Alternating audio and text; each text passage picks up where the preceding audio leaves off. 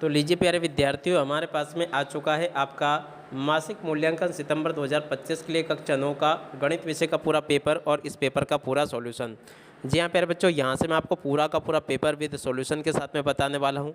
एक भी क्वेश्चन का उत्तर प्यारे बच्चों यहाँ से आपका मिस नहीं होगा। तो चलो अपन पूरा का पूरा पेपर समझते हैं।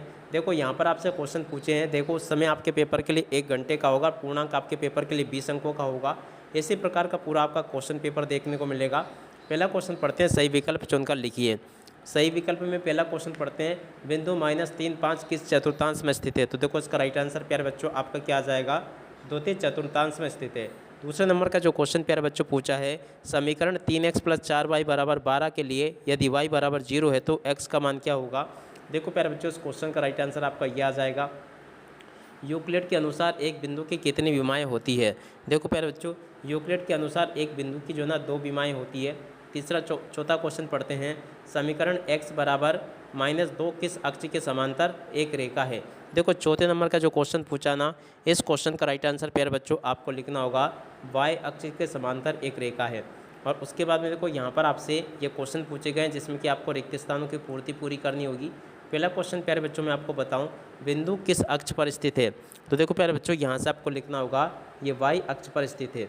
और अब अगला क्वेश्चन पूछा है, एक चर वाले रैखिक समीकरण का केवल एक हल होता है। तो देखो प्यारे बच्चों यहाँ पर आपको हल लिखना होगा। और यूक्लिड की 5वीं अभिधारणा कहलाती है।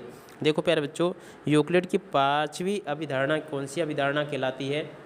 तो देखिएगा प्यारे बच्चों यहाँ से आपको इस क्वेश्चन का उत्तर लिख देना है। क्या लिखोगे, समानांतर अवधारणा कहलाती है। तो देखो यहाँ से आपको समानांतर लिखना होगा, ठीक है। और अब अगला क्वेश्चन प्यारे बच्चों पढ़ते हैं, क्या दे रखा है। देखो यहाँ से आपको प्यारे बच्चों सत्य सत्य बताने हैं। देखो सत्य सत्य कैसे बताओगे आप लोग। देखो पहला क्वेश्चन पूछा है, 2 भिन्न बिंदुओं से होकर जाने वाली एक अद्वितीय रेखा होती है। देखो प्यारे बच्चों पहले नंबर का जो क्वेश्चन आपसे पूछा ना, ये क्वेश्चन प्यारे बच्चों आपका क्या हो जाएगा, 2 भिन्न बिंदुओं से होकर जाने वाली अद्वितीय रेखा होती है। तो देखो ये आपका सत्य होगा। पहला वाला क्वेश्चन प्यारे बच्चों आपका सत्य हो जाएगा। दूसरा क्वेश्चन, 2 चरों वाले रैखिक समीकरण के अपरिमित रूप से अनेक हल होते हैं। तो देखो ये आपका असत्य होगा।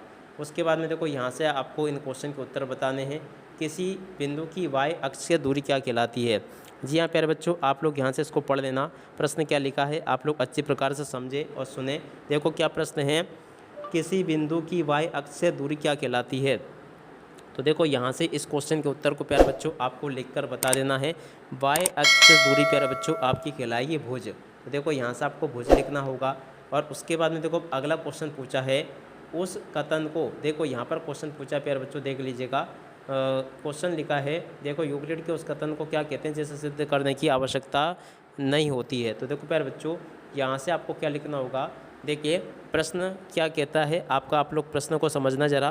देखो प्रश्न कहता है, यूक्लिड के उस कथन को क्या कहते हैं जिसे सिद्ध करने की आवश्यकता नहीं होती है।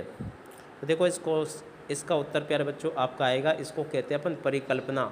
क्या लिखोगे, परिकल्पना, इसका राइट आंसर आ जाएगा। और उसके बाद में देखो यहाँ से जोड़ी को देख कर जाना।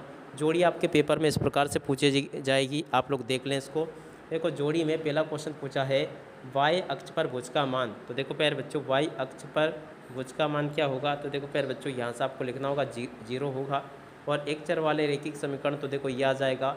यूक्लिड की पहली अभिधारणा, तो देखो ये होगा 2x + y = 6 का एक हल। तो देखो इसका राइट आंसर ये आ जाएगा। यहाँ तक का इन क्वेश्चन के उत्तर को देख लें। उसके बाद में देखो आगे आपके पेपर में परीक्षा में क्वेश्चन इस प्रकार से पूछे गए हैं। प्रश्न नंबर 6 ये पूछा है, 7वां ये पूछा है, 8वां क्वेश्चन प्यारे बच्चों ये पूछा है। अब चलो मैं आपको आगे इन सभी क्वेश्चन के उत्तर और बता देता हूँ। तो देख लीजिएगा प्यारे बच्चों, देख सकते हो ये आपके प्रश्न नंबर 6 का उत्तर दिया गया है। प्रश्न नंबर 7 का ये लिखा, 8 का उत्तर प्यारे बच्चों ये दे रखा है। इस प्रकार से आप लोग इसको देख लें और पूरा का पूरा समझ लेना। एक भी क्वेश्चन का आंसर प्यारे बच्चों यहाँ से आपका मिस नहीं होगा। जैसा क्वेश्चन प्यारे बच्चों मैंने आपको बताया ना, ठीक वैसे के वैसे क्वेश्चंस आपके पेपर में परीक्षाओं में देखने को मिलेंगे। एक भी क्वेश्चन का उत्तर प्यारे बच्चों यहाँ से आपका मिस नहीं होगा। अब इसी के साथ में इस वीडियो को यहीं पर पूरा करते हैं। नमस्कार, जय हिंद, जय भारत।